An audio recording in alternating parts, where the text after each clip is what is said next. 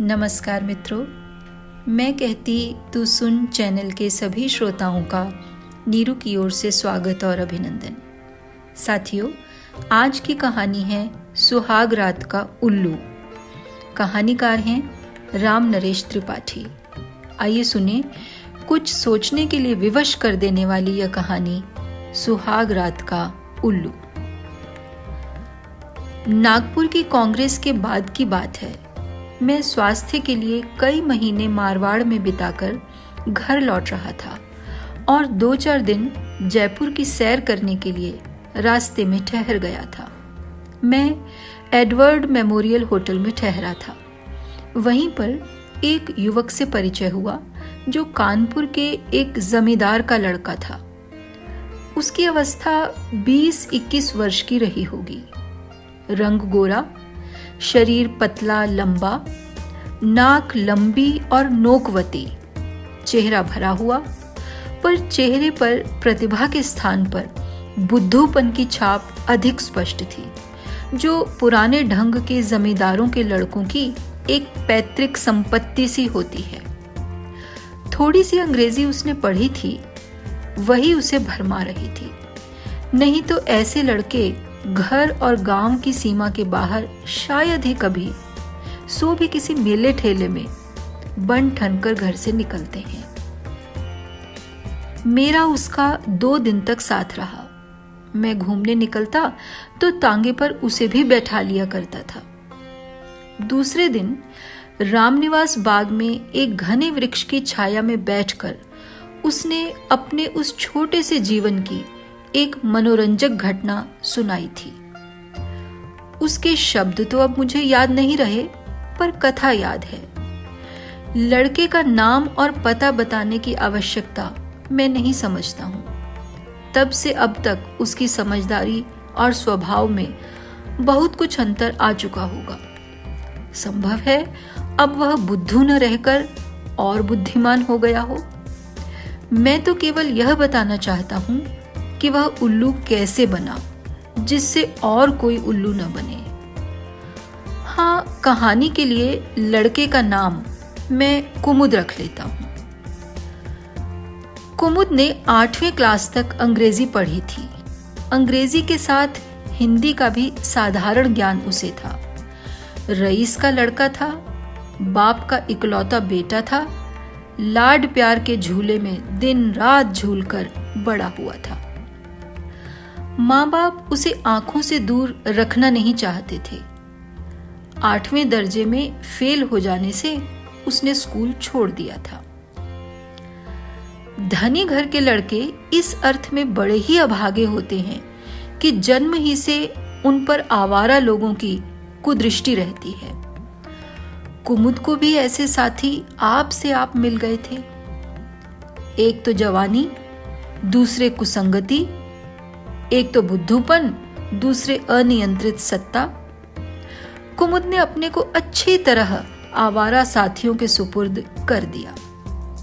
साथी लोग तरह तरह के आकर्षणों में फंसाकर उसकी जेब रोज ही निचोड़ते रहते थे। 18 वर्ष की अवस्था में उसका विवाह हुआ था। विवाह के समय उसकी स्त्री की आयु 14-15 वर्ष की थी और वह 8वें या 9वें क्लास में पढ़ रही थी। उसके पिता ने एंट्रेंस पास होने तक उसे ससुराल नहीं जाने दिया था। 21वें वर्ष के प्रारंभ में कुमुद को यह मालूम हुआ कि उसकी स्त्री, जिसका नाम हम कहानी के लिए कुमुदनी रख लेते हैं, एंट्रेंस पास हो गई है और वह ससुराल आने वाली है। एक दिन दोपहर होते होते वह आ ही गई। सुहाग रात मनुष्य के जीवन में एक अद्भुत घटना है। जिस दिन से 2 अपरिचित धाराएं गंगा यमुना की तरह एक होकर बहने लगती हैं। कुमुद हफ्तों से सुहाग रात के लिए तैयारी कर रहा था। नाई रोज हजामत बना जाता था, दर्जी नए नए कपड़े तैयार कर रहा था, गंधी रोज रोज तरह तरह के इत्र दे जाता था, संगी साथी विनोद की बातें कर करके उसके हृदय को हुलसाया करते थे। घर के भीतर बहू के आने से पहले ही उसकी प्रशंसा पहुंच गई थी। नौकर नौकरानियों को घर की मालकिन को खुश करने का एक मनोरंजक धंधा मिल गया था। एक दिन कुमुदनी के साथ पढ़ने वाली एक लड़की कुमुद के घर आई। कुमुद की माँ और नौकरानियों ने उससे नई बहू के बारे में बहुत से प्रश्न पूछे। नई बहू की और सब बातें तो सबने हजम कर ली, पर 2 बातें उन्हें हजम न हो सकी। एक तो यह कि वह अंग्रेजी ही में बातचीत करना पसंद करती है, दूसरी यह कि वह पर्दा नहीं करती। कुमुद की माँ को जो सास होने का स्वप्न देख रही थी, दोनों बातें अप्रिय लगीं और वह कुछ शंकित सी हो गई। नौकर नौकरानियों ने नई बहू की गुण गाथा कुमुद के आवारा साथियों तक भी पहुंचा दी। कुमुद को वे यह कहकर छेड़ने लगे कि बहू अंग्रेजी बोलेगी, तब तुम क्या जवाब दोगे? तुम उसके बराबर पढ़े तो हो नहीं। बुद्धू कुमुद रोज डूबता चला जाता था। भीतर ही भीतर वह बहू से भयभीत भी हो चला था। बहू के आने के दिन तो उसके साथियों की छेड़छाड़ इतनी बढ़ गई कि उसे झेंप सी आने लगी और बहू के आकर्षण के बदले उसके मन पर उसकी अंग्रेजी का आतंक छा गया। तब भी मन की धारा बिल्कुल सूख नहीं गई थी। सुहाग रात में बहू के प्रथम मिलन की लालसा युवक पति के लिए क्या साधारण बात है? झेप, आतंक, लज्जा, संकोच सब मिलन सुख की कल्पना में बार बार डूबते उतराते रहते थे। घर के अंदर दिन भर गाना बजाना होता रहा।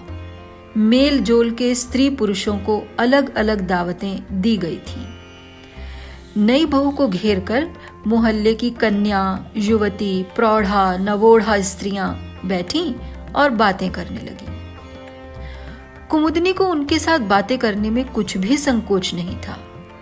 वह पूर्व परिचिता की भांति बीच में ऐसी निर्भीकता से बातें करती थी जैसे कोई उपदेशिका स्त्रियों की किसी सभा में। कुमुदनी ने बातों ही बातों में अपनी जानकारी की सब बातें उनके आगे उगल दी। इस कला में वह प्रवीण हो चुकी थी। मोहल्ले की सीधी सादी स्त्रियां बेचारी हक्की बक्की सी सुनती जाती थीं। कुमुदनी ने यूरोप, अमेरिका के स्त्री स्वातंत्र्य का भी जिक्र किया। कपड़ा, साबुन, pomade, hair pin, lipstick, powder, जूता, स्लीपर, मनी बैग, उपन्यास, चाय, बिस्किट, कोई खर्चीला विषय नहीं छूटा जिस पर उसने कुछ न कुछ भाषण न किया हो। घंटे 2 घंटे में सबको उसने अपना लोहा बनाकर छोड़ा। सास बेचारी दूर बैठी उसकी वाचालता देखकर मन ही मन कांपती रही।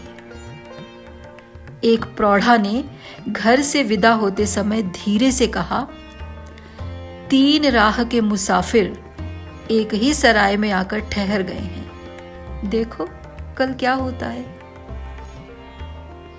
बेचारा कुमुद मोहल्ले की स्त्रियों का भी शिकार हुआ। घर में आते जाते जो कोई उसे मिली, सब ने कुछ न कुछ कहकर उसकी झेप बढ़ा दी। शाम हुई। कुमुद के पिता ने बहू के आने की खुशी में नाच गान का समारोह किया था। रात के 10 बजे तक तबला, सारंगी, सितार और मनुष्य के कंठ का संघर्ष चलता रहा। 10 बजते बजते मेहमान और घर के लोग सोने चले गए। तब हिंदू पति को अपनी स्त्री के पास चोर की तरह जाने का अवसर मिला।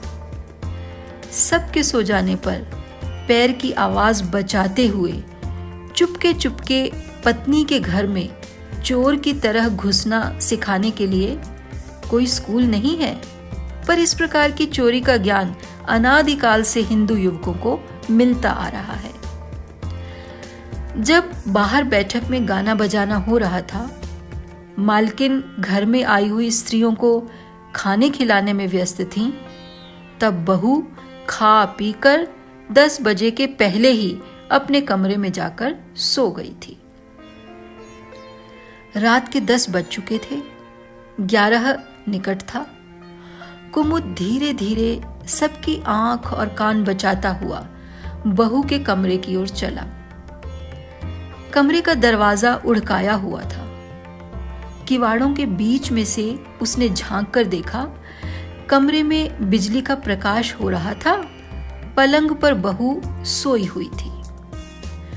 कुमुद की छाती धक धक कर उठी। अगर बहू मुझसे अंग्रेजी में बातचीत शुरू करेगी तो मैं क्या जवाब दूंगा? यह भय का भूत विकराल रूप धारण करके उस पर सवार था। पर वह वहां से भागकर जाता किधर?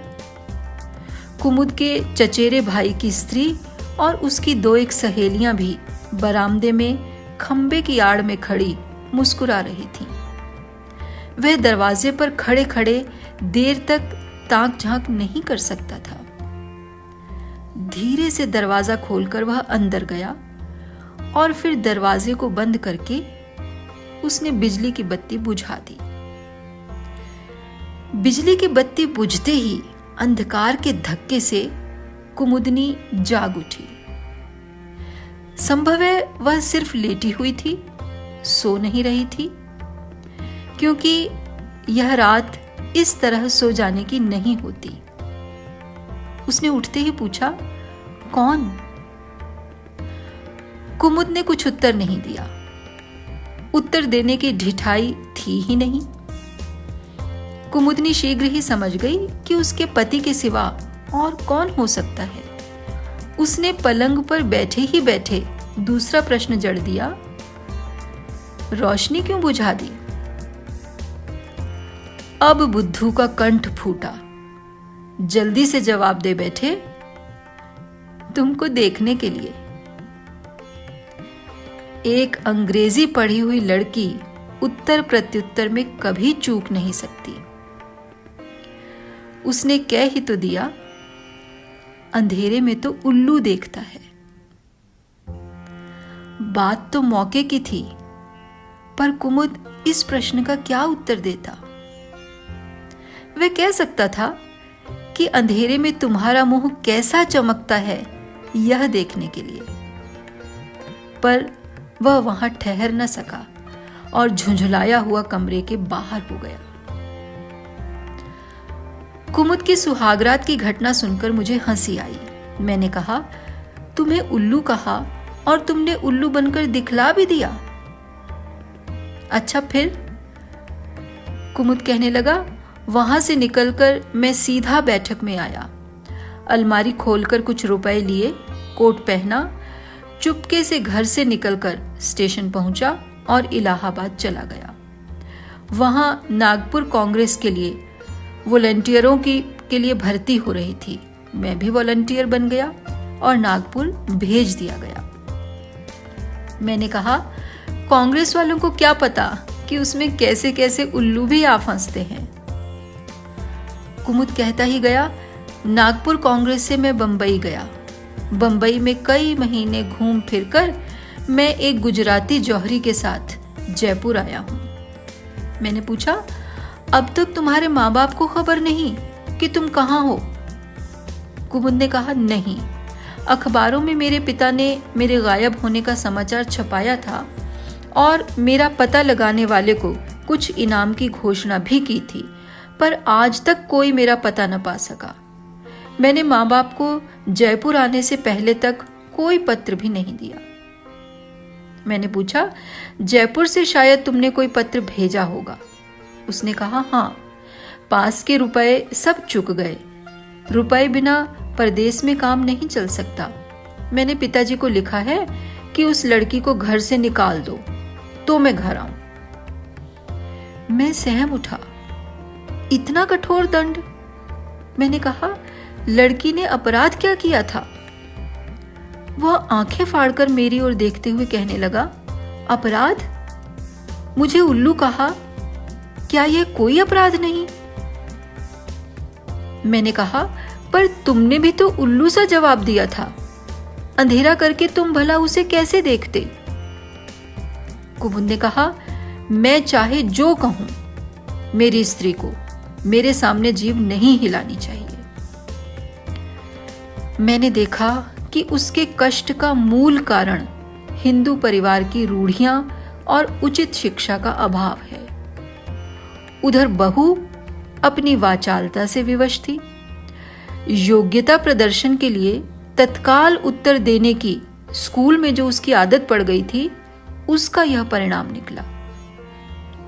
स्कूल में यदि उसे हाजिर जवाबी के साथ साथ नम्रता, सुमधुर विनोद प्रियता और सरलता की शिक्षा दी गई होती, तो वह पति को उल्लू कहने की अपेक्षा स्वयं पलंग से उठकर स्विच के पास जाती और बिजली जलाकर पति के सामने खड़ी हो जाती और कहती, अब उजाले में देखो, अंधेरे में क्या देखोगे।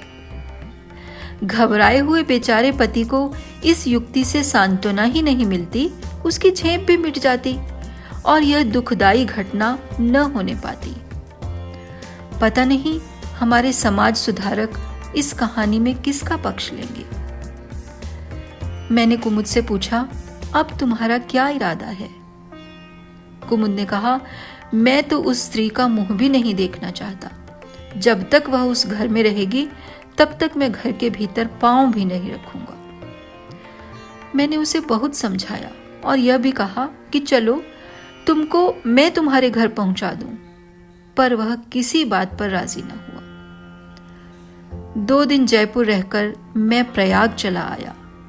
कुछ दिनों के बाद सुना कि कुमुद के पिता ने कुमुदनी को घर से अलग करके उसके खर्च के लिए कुछ मासिक बांध दिया और कुमुद को घर बुला लिया।